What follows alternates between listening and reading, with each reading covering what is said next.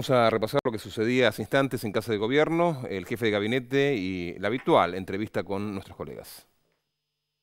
Buen día. La primera pregunta que quisiéramos hacerle es alguna reflexión o cuál es la postura del gobierno acerca del informe que ha dado a conocer sobre los índices de pobreza en la Universidad Católica Argentina en el día de ayer.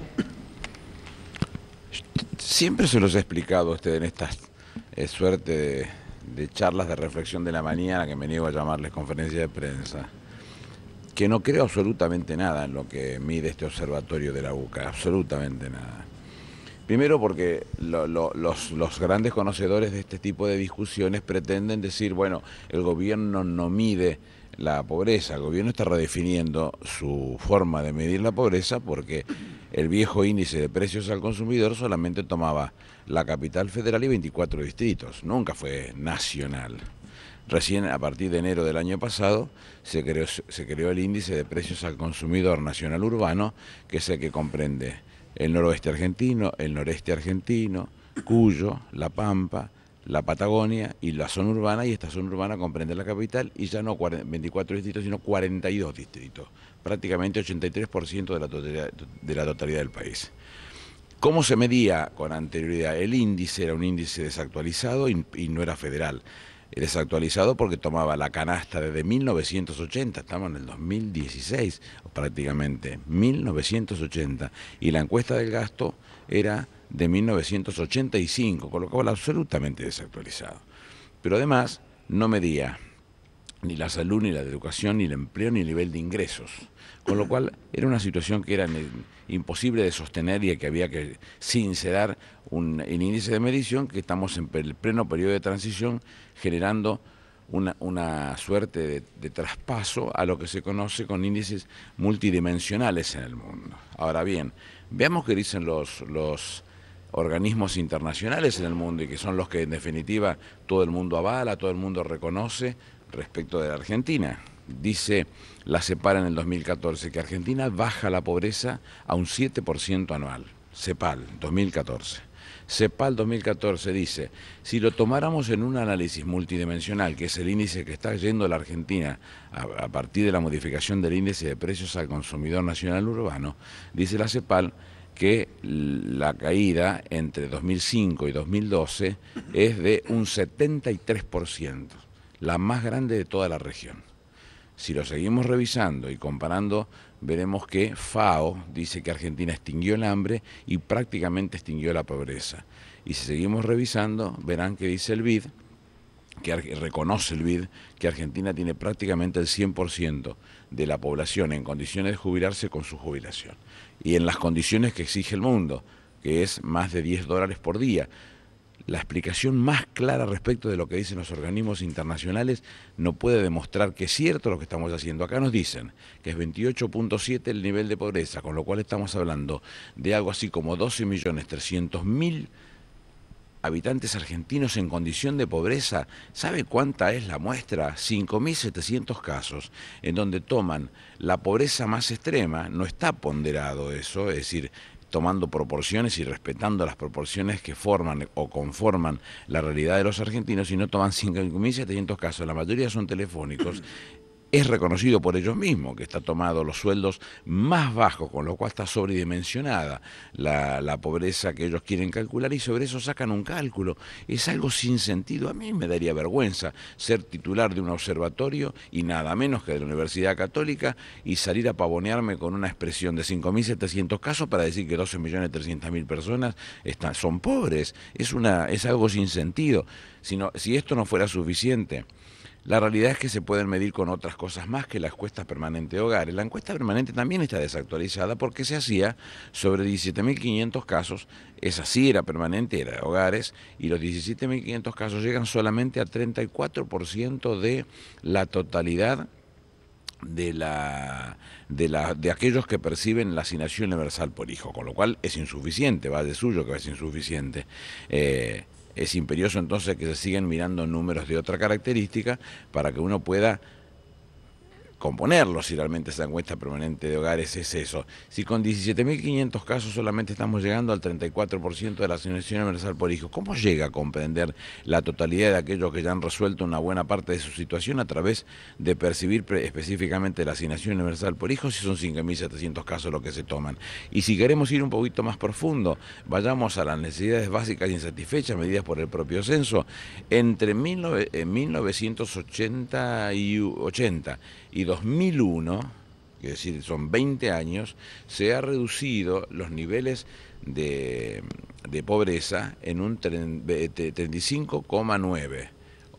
Y entre 2001 y 2010, que sí que el primero le medí 20 años para que dé 35,9, ahora le mido 10 años, desde el 2001 al 2010, y la medición está dando 36,1, hemos reducido más en 10 años que en los otros 20 años atrás.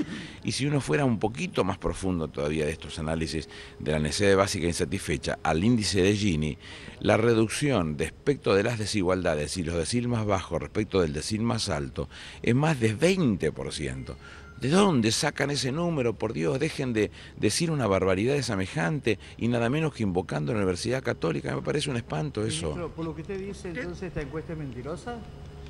No quiero usar ese adjetivo porque suena ofensivo, nada más que eso. Digo que es falaz, que no está cerca ni de la realidad ni por casualidad, y el cálculo es pésimo. No tiene ni representa, ninguna posibilidad tiene de poder representar realmente lo que sucede en la Argentina. Ministro, ¿cuándo va a haber entonces cifras concretas de pobreza en la Argentina, teniendo en cuenta que el IPCNU ha debutado hace más de un año? Casi y bueno, pero requiere de un trabajo muy grande. El índice de precios al consumidor nacional urbano llevó como 4 años ponerlo en práctica. Es muy difícil amalgamar todas las regiones con 520 productos, de los cuales 470 son comunes. Es muy difícil amalgamarlo. Para eso también hay que llegar a un índice muy difícil para poder que represente a todos los sectores y uno pueda realmente medir el índice de pobreza. O sea, porque toda la vida se utilizó, seguramente no, toda la vida se utilizó el nivel de ingresos para eso. ¿Y por qué eso? Hasta recomendado por la propia CEPAL, porque evitaba que si usted en esto, como se estaban sacando el lazo con la pata respecto de la educación y de la salud, y se la estaban tirando a las provincias, y las provincias tenían que resolverlo, y usted manejaba solamente por los ingresos, no se metía, eso no le impactaba nunca en los niveles de pobreza, nunca lo tocaba, por eso se manejaba por niveles de ingresos. Por ahí el mundo ya no se mide más, el mundo lo que mide es esos índices multidimensionales que hablan de los niveles de ingresos, que hablan de su salud, de la educación, del acceso al empleo, de los niveles de ingresos también. Si es importante que se midan todas las variables para que determine un determinado nivel, un número determinado, donde sí puedas garantizar que en la participación real de todo este tipo de situaciones hay alguien que no accede, y si no accede está entonces en alguna complicación del punto de vista de la pobreza. Pero decir a la Argentina que tiene 12.300.000 pobres, ¿por qué no me dicen a mí cómo se hizo en el 2001, en donde se registraba con realidad que los pobres estaban padeciendo la situación y que teníamos conflictos por todos lados, y además de los conflictos llegamos hasta tener saqueos por todos lados? ¿Dónde ven una complicación de esta característica? ¿Por qué 12.300.000 personas no se quejan? Porque no lo tienen esa situación. Es un número inventado que solamente sirve para esto, para poner en la publicidad y para dar explicaciones que no son necesarias, pero la realidad es que cualquiera que maneje estadística lo que tiene que hacer es repasar qué fue lo que pasó y se va a dar cuenta que es imposible. 5.700 casos, irrespetuoso ante la sociedad argentina decir eso. Se lo pregunto de otra manera, ¿qué es ser pobre y cómo se mide? Bueno, le vuelvo a explicar cómo se mide el mundo. El mundo habla de índices multidimensionales. ¿Cuáles son sus niveles de ingresos? Pero además de sus niveles de ingresos, dígame si usted tiene acceso a la salud, si usted tiene acceso a la educación, si usted tiene acceso al empleo, si usted tiene acceso a qué determinados niveles de ingresos. Son muchas las cosas que se tienen que medir. Para ello hay que hacer un relevamiento nacional, como se hizo con el índice de precios al consumidor nacional urbano, y asegurarse que a la hora de medirlo, cada periodo que se esté tomando, usted no deje nada por medir. Pero no 5.700 casos, y muchos de ellos telefónicos, y todos cargados con sueldos bajos. Lo dice esto de los sueldos bajos, lo dice el propio observatorio de la Universidad Católica. Ellos mismos reconocen que era sobremencionada la pobreza. Es un tema imposible de explicarlo ya, tantas veces hay que explicarlo. El anterior jefe de gabinete, cuando también le preguntábamos en aquel momento, el ministro de Economía, Axel Kicillof, había dicho que se estigmatizaba a los pobres de nuestro país dando un número. Capitanich en ese momento dijo que se estaban trazando los últimos detalles para amalgamar estos datos a los que usted hace referencia. Lo que le estoy diciendo. Usted le confirma a un colega que hasta el fin del mandato de la presidenta de este gobierno no se va a saber, no se va a terminar de... Yo no sé si se va a terminar el año que viene, lleva tiempo estos índices, es un índice de una elaboración compleja que hay que tratar de que sea amalgamado. Tan cierto es que el índice de precios al consumidor nacional urbano en su evaluación de este año, si bien en ningún momento el Fondo Monetario lo cuestiona, con lo cual ya sabemos entonces que estamos en lo cierto, sí dice que hay que hacer correcciones, y esas correcciones las ve, no deben tener tanta importancia, pero es imperioso que se resuelvan, y le da hasta el 16 de julio del 2016. Fíjese qué importante entonces esas valoraciones para garantizarse que estamos yendo por un número que representa al 100% de los argentinos, pero no 5.700 casos, imposible. Usted decía recién que aquí en Argentina no hay quejas respecto de la pobreza, digamos, no hay quejas de aquellos no hay que quejas, supuestamente digo, la padecen. cuando hay casos realmente de pobreza extrema, como vimos en el desguisado de la Alianza en el 2000-2001, en ese desguisado se veía en todos lados la queja. Pero digo, era notable donde se veía. Me tocó vivirlo como ministro de Trabajo de la provincia, donde prácticamente uno terminó siendo ministro de Desarrollo Social porque estaba todos los días trabajando con los que padecían estas situaciones, y veía situaciones extremas insoportables. Yo no digo que hoy esté este tema resuelto, digo que son los propios organismos internacionales que reconocen que muchos de esos temas, la reducción ha sido, dice la CEPAL, del 7% anual, y que reconoce que desde el punto de vista multidimensional entre el 2005 y el 2012 ha bajado 73%, y por si fuera poco, la FAO mismo dice que la Argentina no ha extinguido el hambre y prácticamente está extinguiendo la pobreza. No son mediciones que hacemos nosotros, son las mediciones que hacen los organismos internacionales. Pero digo, ¿no será que no hay quejas porque algunos de esos 12 millones de los que habla el Observatorio de la UCA reciben planes asistenciales? ¿Y cómo lo mire con 5.000? ¿Qué planes? No hay planes asistenciales de cualquier tipo. No me diga semejante cosa. Le estoy diciendo que son 5.700 casos. Representan a 41 millones y medio de personas, 5.700 casos, por Dios. Ministro, hoy se emplaza, en realidad ya está emplazada, pero se hace todo un acto con Juana Zurduy. El Salón Colón ha cambiado el nombre hace un tiempo aquí por pueblos originarios. Sin embargo, mucha gente se pregunta por qué no se recibe un grupo de QUOM que está pidiendo precisamente ser recibido en Casa de Gobierno. Ese grupo ha hablado muchas veces con el gobierno. Se ha hablado aquí, se ha hablado en Formosa. La inmensa mayoría de los QUOM tienen una posición asumida en Formosa, que no es la posición que asume este grupo. Entonces es imposible interpretar cada grupo que tenga una escisión interna, y interpretarlo y conocerlo y responder de la forma que uno piensa y espera que se responda. Se hace muy difícil eso, poder hacerlo. Estas son las cosas que se llevan a la práctica. Recordemos que este propio grupo fue el que enfrentó a la policía y que mataron a un policía, y que después hubo un miembro de la comunidad también muerto, por lo menos uno seguro, no sé si eran dos, pero ese tipo de situaciones son las que han pasado. ¿Hasta cuándo hay que seguir con este tema? Si nunca buscaron el tema. Ahora parece ser que el tema se resuelve hablando, y primero hicieron la medida de la acción directa, que genera un conflicto severo en la ciudad de Buenos Aires, porque no se hablaron las cosas como correspondían en el momento que corresponde. Supongo que Alicia Kirchner está trabajando con este tema y que en algún momento le encontrarán una salida a este tema, pero no son muy transigentes tampoco como para resolverlo. Ministro, algunos dirigentes de la izquierda, sindicales más combativas, están llamando a un paro de solidaridad con los trabajadores de la línea 60, que por su parte insisten en que el gobierno debería estatizar esta línea para salir del conflicto. ¿Qué mirada tiene usted? Yo no estoy de acuerdo que haya que estatizar cualquier cosa. Y de hecho este gobierno no ha estatizado cualquier cosa. Las cosas que ha trabajado han sido desde el primer momento lo que era impedioso y que estaba generando un negocio para terceros, cuando el Estado tenía que poner muchísimo dinero y resolver sus temas. Recordemos, creo que fue Thales Spectrum la primera que se nacionalizó por alguna razón elemental, que era el manejo del espectro radiofónico y telefónico, que era imperioso controlar estratégicamente por parte del Estado. Lo ha hecho con YPF, nunca debió haber debe ser el único país del mundo que se desprendió de su petrolera.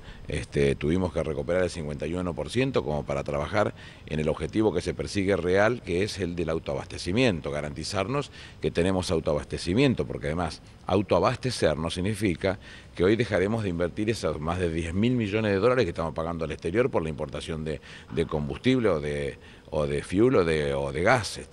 El autoabastecimiento resuelve un problema severo que además le permitiría contar con superávit primario y superávit fiscal. Vaya si hay un esfuerzo sobrehumano que se está haciendo en ese punto. Se ha decidido lo mismo con el nivel de trenes. Y claro, si los trenes prácticamente lo está pagando el Estado Nacional, ¿qué sentido tiene que esté en manos de privado? Que ganen plata pero que lo pague el Estado Nacional. No, que vuelvan al Estado Nacional.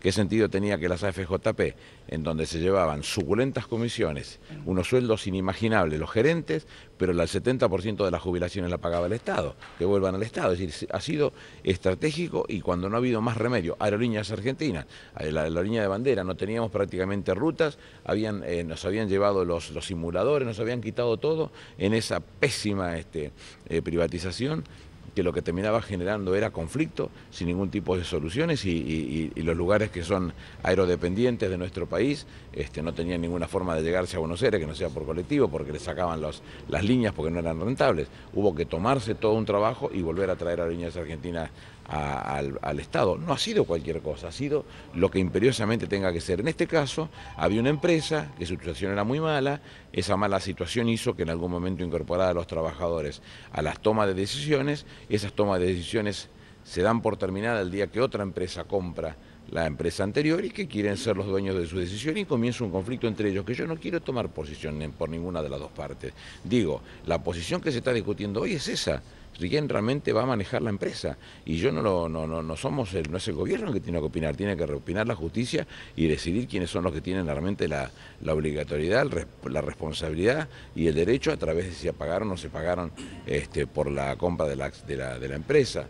Es un tema que está expectante el gobierno mirando cómo se resuelve, no es el gobierno que lo tiene que resolver. Ministro, usted siempre ha tenido muy buena relación con las autoridades judías en Argentina. A la luz de este acuerdo nuclear entre Estados Unidos e Irán, ¿se puede inferir o se puede seguir la línea de que la derecha israelí fue quien asusó la oposición al memorándum de entendimiento en Argentina?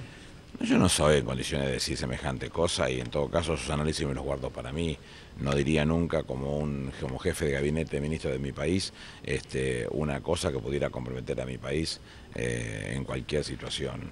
Pero sí hago un análisis más general. Cuando se resuelve el acuerdo firmado por el presidente Obama, los propios medios en la Argentina, que antes decían que la Argentina había firmado un memorándum de entendimiento, que en la República Islámica de Irán un Estado terrorista, hoy Estados Unidos firmó un convenio con Irán, ya no es más la República Islámica de Irán y ya no es más un tal Estado terrorista.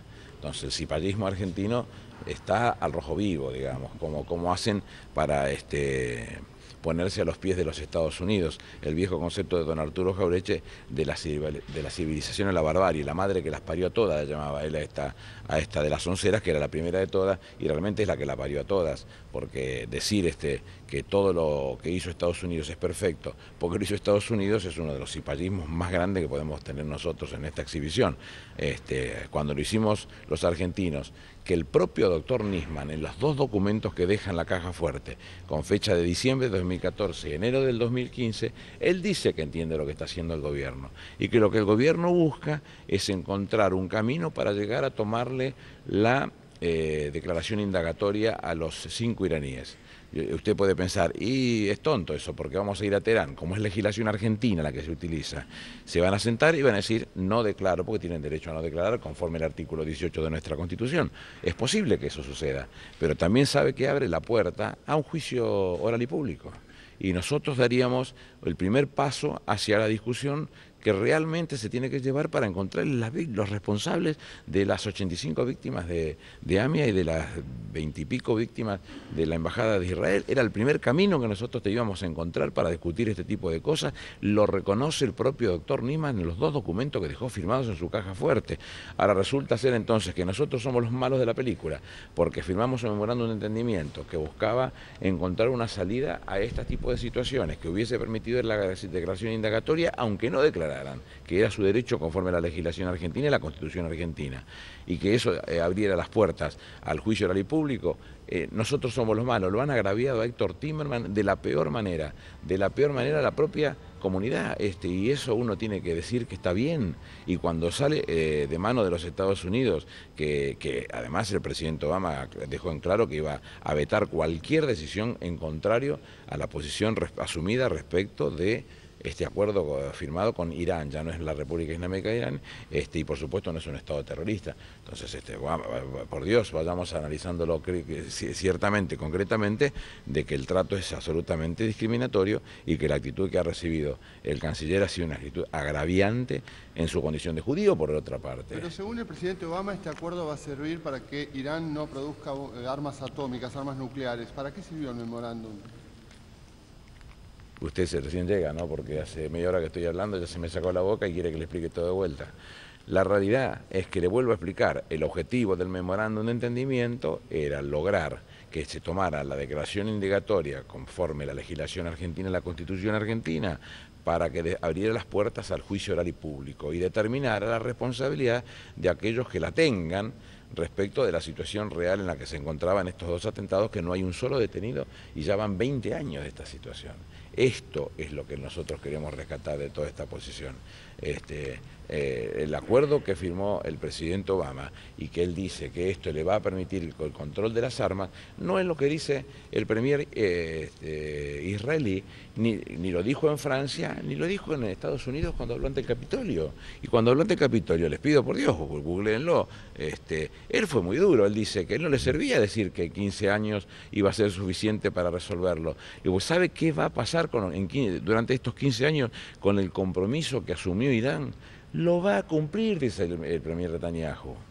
Lo van a cumplir. No está diciendo que ustedes hacen firmar un acuerdo que no se va a cumplir. No, él dice lo van a cumplir. Y después de 15 años, ¿cómo se controla después de los 15 años que no se va a utilizar? No son palabras mías, estoy diciendo las palabras del premier Netanyahu. Después de los 15 años, ¿cómo se controla? Dice él. Ese tema que lo lleva a específicamente a pensar después de los 15 años quién va a controlar Irán y con qué derecho, qué va a hacer con la política nuclear. Esta es la discusión que presentó el propio Benjamín Netanyahu en los Estados Unidos. Entonces, ¿por qué no miran la situación real en la que se encontraban aquellos y en la que se encontraba la Argentina? Hemos sido sometidos a todo tipo de insultos, particularmente Héctor Timerman y particularmente su condición de judío, como si fuese un traidor. Por Dios, este pobre Héctor que está convaleciente, mis mejores deseos. ¿Qué sabe de la salud de Héctor Timerman? Que la operación fue muy buena y que las cosas están mejor de lo que uno esperaba. Lo seguí durante todo el día. Yo estuve ayer en Coronel Suárez, en Pigüé y en Guaminí. Saludo a toda la gente que me ha tratado muy bien en esos lugares. Aprovecho para mandar una visita, no cuesta nada, y agradecerlo de corazón porque me he sentido muy cómodo y he tratado de estar en contacto con su gente para saber cómo estaba y sabía que había salido muy bien la operación y que eran muy optimistas respecto del resultado.